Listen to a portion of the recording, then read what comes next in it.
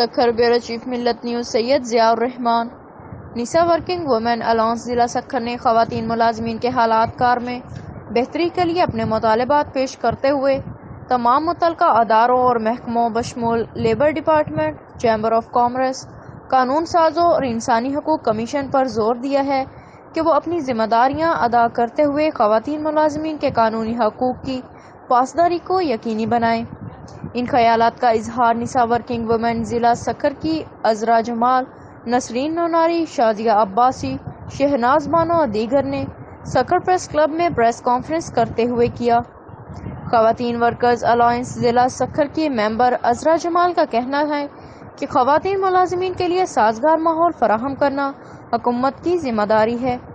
انہوں نے مزید نشاندہی کرتے ہوئے کہا کہ کام کرنے کی جگہوں پر تمام اداروں میں جنسی ہراسمنٹ کی شکایات تحقیقات کے لیے کمیٹیاں قائم کی جانی چاہیے اور قانون کے تحت ضابطہ اخلاق کو نمایاں مقامات پر آویزاں کرنا بھی ضروری ہے۔ عذرا جمال نے کہا کہ ضلع سکھر میں 94 فیکٹریوں، دفاتر اور دیگر اداروں کے جائزے پر مبنی رپورٹ کا حوالہ دیتے ہوئے کہا کہ ضلع سکھر میں 60% خواتین ملازمین کو قانون میں طے شدہ کم سے کم اجرت سے بھی کم معاوضہ دیا جاتا ہے۔ سکھر کے 97% نجی اور صنعتی اداروں میں EOBI کی سہولت نہیں دی جا رہی۔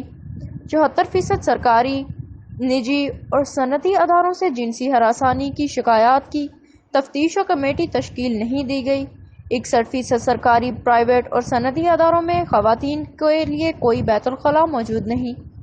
56% سرکاری، پرائیویٹ اور صنعتی اداروں میں خواتین کو صحت کی سہولت نہیں دی جاتی۔ 96% سرکاری، نجی اور صنعتی اداروں میں بچوں کی نگہداشت کے لیے کوئی سینٹر کی سہولت مہیا نہیں کی گئی۔ 49% نجی اور صنعتی اداروں میں زچگی کی چھٹیاں خواتین ورکرز کو نہیں دی جاتی۔ 53% اداروں میں خواتین کو تحریری معاہدہ ملازمت نہیں دیا جا رہا۔ 87 نجی اور صنعتی اداروں میں خواتین ورکرز کی یونین یا ایسوسی ایشن میں شمولیت نہیں۔ 49% اداروں میں خواتین ورکرز کا کوئی کام جگہوں پر انتظامیہ میں شمولیت حاصل نہیں ہے۔